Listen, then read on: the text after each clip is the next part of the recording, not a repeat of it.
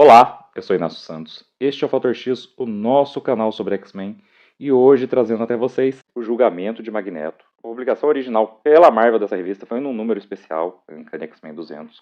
Antes, essa história já saiu no Brasil, na coleção X-Men Informatinho da Editora Abril, no seu número 24. Também saiu em coleção histórica Marvel's X-Men, da editora Panini, mas lá fora da ordem cronológica, porque ela era meio que uma coletânea de histórias dos X-Men, o exemplar que saiu com o julgamento. Aqui está na ordem certinha. Agora vamos lá para o resumo completo.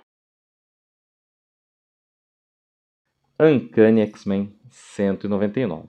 A Moira está dizendo que o Professor X fez uns exames na Ilha Muir e está morrendo. Ele não se recuperou bem do linchamento pelo qual ele passou. O curandeiro até salvou sua vida, mas o corpo dele não ficou perfeito depois disso e ele está trabalhando que nem um louco para deixar o seu legado, porque ele não acredita que vai sobreviver. Então ela vem ter essa conversa com os X-Men. Ela percebe que ter trazido o Magneto para a mansão é parte desse legado. O Professor X está preparando o Magneto para substituí-lo como mentor dos X-Men, o que o Ciclope rejeita.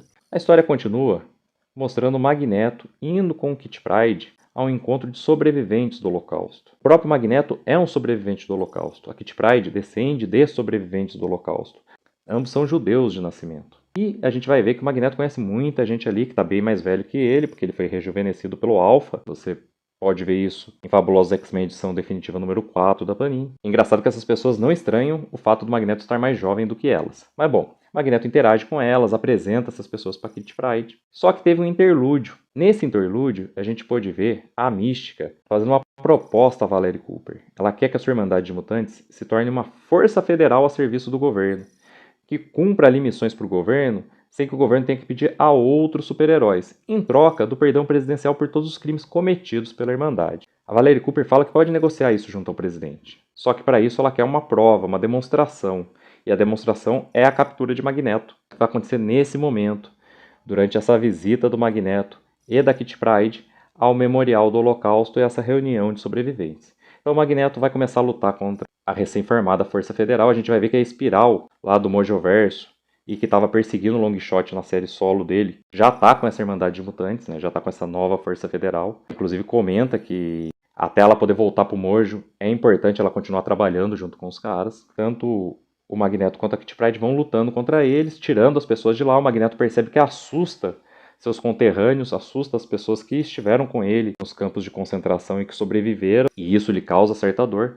Os X-Men chegam para ajudar os dois também, e eles acabam derrotando a Irmandade de Mutantes, a Força Federal, agora chama Força Federal, no final da história. Mas mesmo assim o Magneto decide se entregar para a justiça, porque ele não esperava causar aquela sensação naquelas pessoas que, como ele, eram sobreviventes da maldade nazista e agora reconheciam nele também um criminoso. Então o que ele fala? Fala, não, eu vi o horror com o qual eles me olharam, não era isso que eu planejava. Nunca foi isso que eu planejava. Então vamos deixar a humanidade me julgar, vamos fechar esse ciclo.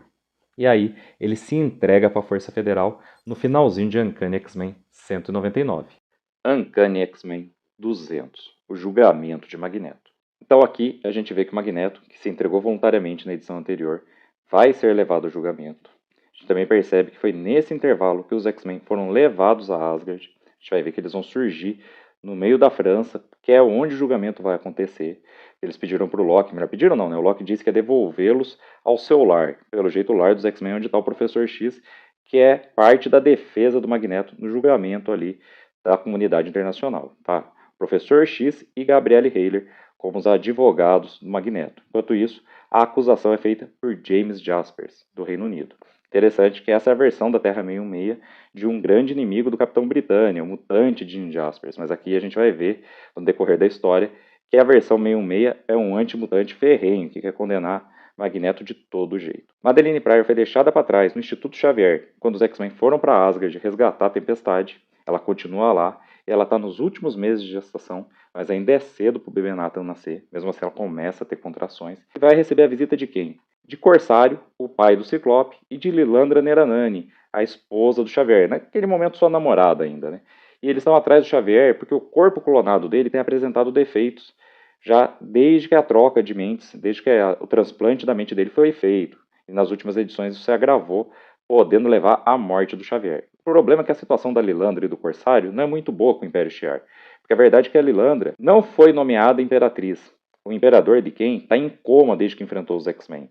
E tudo isso você encontra nas edições definitivas dos Fabulosos X-Men, que são o lançamento mais recente dessa história dos mutantes. O primeiro contato com o Império Shi'ar, que gerou todo esse background que é explorado aqui no julgamento de Magneto. Então, a Lilandra meio que está fugindo do Império Shi'ar, porque a última ordem era que ela fosse capturada. A Rapina, inclusive, tentou chegar ao poder durante a Saga da Ninhada. É uma bagunça isso daí.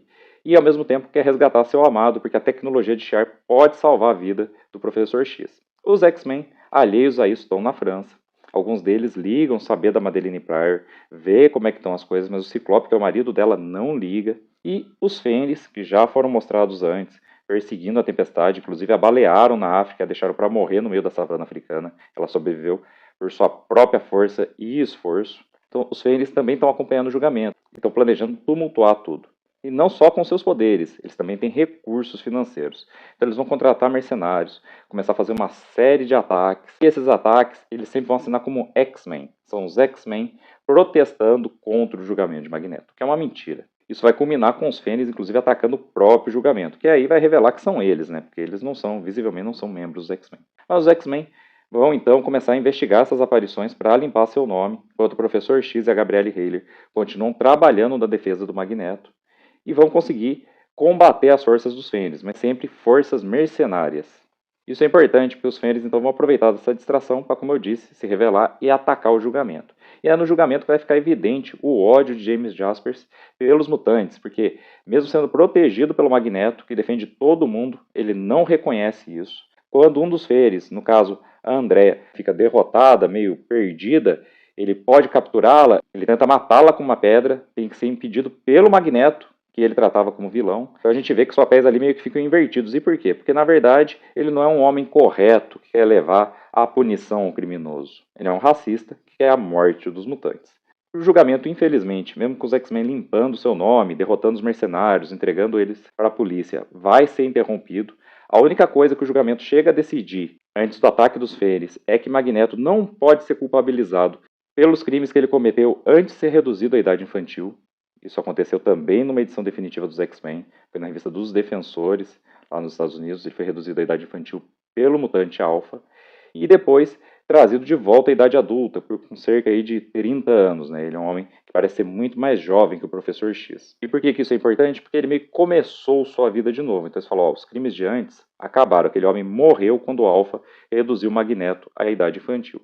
Só que ele tem crimes depois, né? Ele afundou o submarino Leningrado, que atacou ele, atacou só a ilha no Triângulo das Bermudas. E essa parte do julgamento não chega a termo, porque os Fênix atacam, o julgamento meio que é cancelado.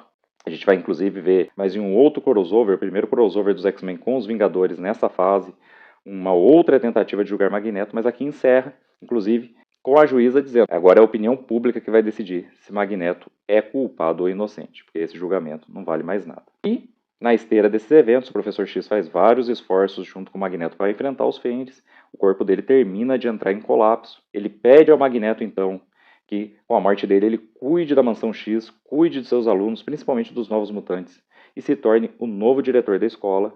E o Magneto relutantemente está aceitando quando a salvação surge. Lilandra e Corsário, apesar dos ataques que estão sofrendo no espaço, conseguem se manifestar e conseguem abduzir Xavier. O problema que a única coisa que diz que isso aconteceu é a palavra do Magneto. Os X-Men acreditam, estão ali com várias experiências com ele, estão percebendo que ele mudou, mas Ciclope, desde a sua adolescência, enfrenta o cara, né? E fala, não, quem garante que o Magneto não matou o Professor X? Mas é assim que acaba o julgamento de Magneto, Uncanny X-Men número 200. E também o vídeo de hoje do canal Fator X. Espero que você tenha gostado. Se você gostou, aproveite curtir o vídeo, se inscrever se ainda não é inscrito, ativar o sininho para receber as notificações e, com as notificações ativas, volte para os nossos próximos vídeos. Eu espero você de volta para todos eles. Então até lá e um grande abraço.